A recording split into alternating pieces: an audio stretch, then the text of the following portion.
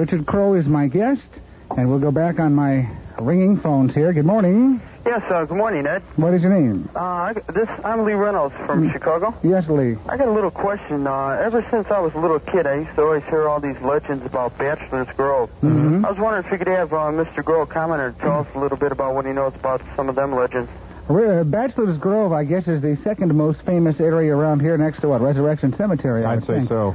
All right, I'll tell you what, Lee, you go flip the radio up and we'll have Richard tell the story of Bachelors Grove, okay? Okay, thanks, Ed. Since the first moment that Richard Crowe appeared on this radio show, which must be, 3-4 years already? 74.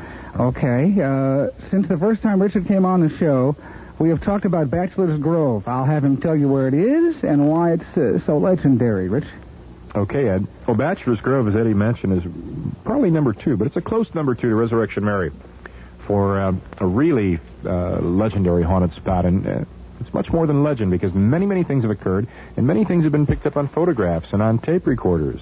So there's quite a bit of evidence that there is some really paranormal activity out at this little grove, as it's called, Bachelors Grove, because the original settlers in the area were bachelors from Germany. They came to that area around 143rd Street, west of Cicero, a mile and a half, around Ridgeland Avenue, and settled there, began raising crops. There were various German and Dutch communities around the Chicago area. Chicago, very, very small, of course, back in the 1840s, and that's when this area was settled. The earliest graves there in the cemetery, and it was a little community cemetery for the people out there. There is still a grave dated 1848, Isabella Moss. And there are many other graves, of course, leading up to 1965, when the last interment took place at Bachelors Grove. Well, there's Bachelors Grove, the entire area out there, and there's a Bachelors Grove Forest Preserve, but the area that is well known for being haunted is Bachelors Grove Cemetery. That's east of Ridgeland Avenue, and you just take a dirt road back that's just a little bit west of Rubio Woods Forest Preserve. And taking that road back, and there's now a gate on the dirt road, and the cemetery itself is now fenced in. But you can still go back there and take a look through the mesh of the fence and see what's left of the gravestones. There aren't too many left anymore. There was quite a bit of vandalism from the latter 60s and early 70s. And yet the area still has retained this reputation for being very haunted. And among the things that have occurred and attested to by very reliable witnesses are things like a blue ghost light that has been seen on numerous occasions, seen by Cook County Police, who I've interviewed, seen by many other reputable witnesses. This blue ghost light comes out through the trees, hovers over the tombstones. When someone tries to pursue it, it evades pursuit and moves about quite rapidly through the area. No one has been able to determine the origin of that blue ghost light. But the really fantastic thing to me is the disappearing house. We have a classic full-size ghost house, a house that is not there and yet appears and is seen by people, seen at various spots on the left-hand side of the road, down across the cemetery, through the woods, on the other side of the creek, various other points around that the Bachelors Grove Cemetery. This house is always described in the same manner as a wooden farmhouse of 1850 or so vintage, with wooden steps and wooden columns, a porch swing, and even down to the details of a light shining through the window. And yet, such a house has not existed for a good 70 or 80 years. There were a couple houses on the far side of the creek, which would have dated back to very early times. In exploring those last winter, I discovered things like old mussel shells, clam shells, with holes punched out where they made their own buttons and other interesting things like that. So it's a place of great antiquity. There's no wood left of those houses anymore. It's so old that the wood is long since rotted away.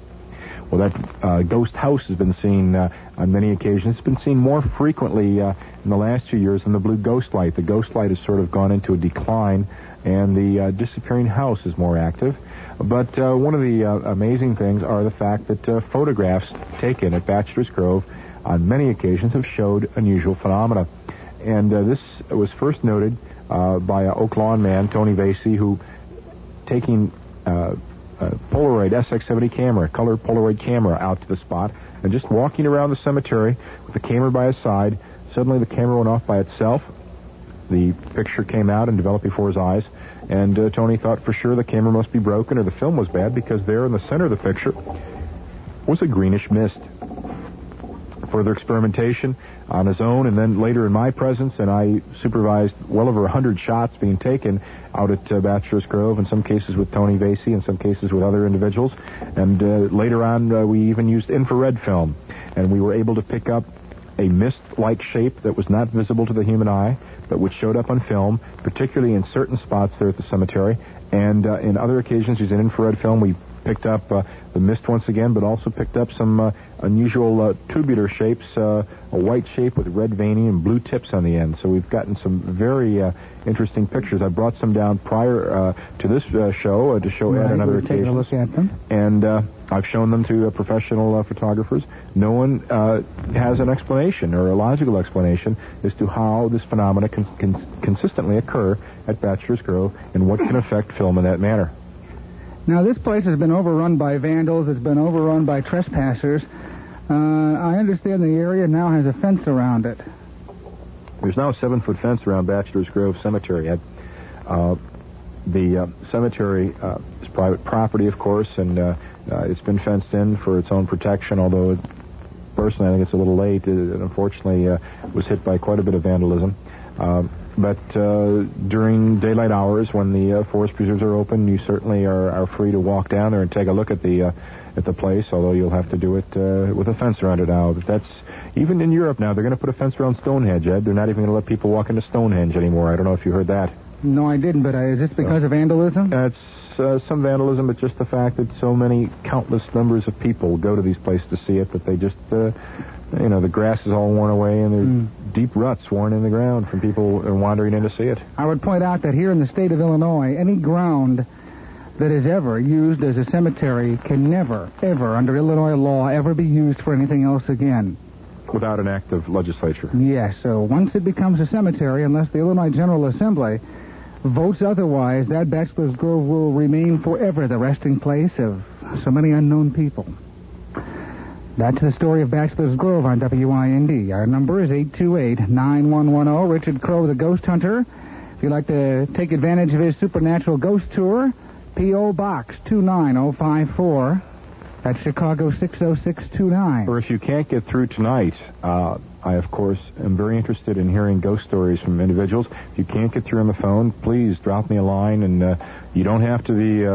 Rod Serling to put down the facts on a letter and just send me basically the facts to what happened.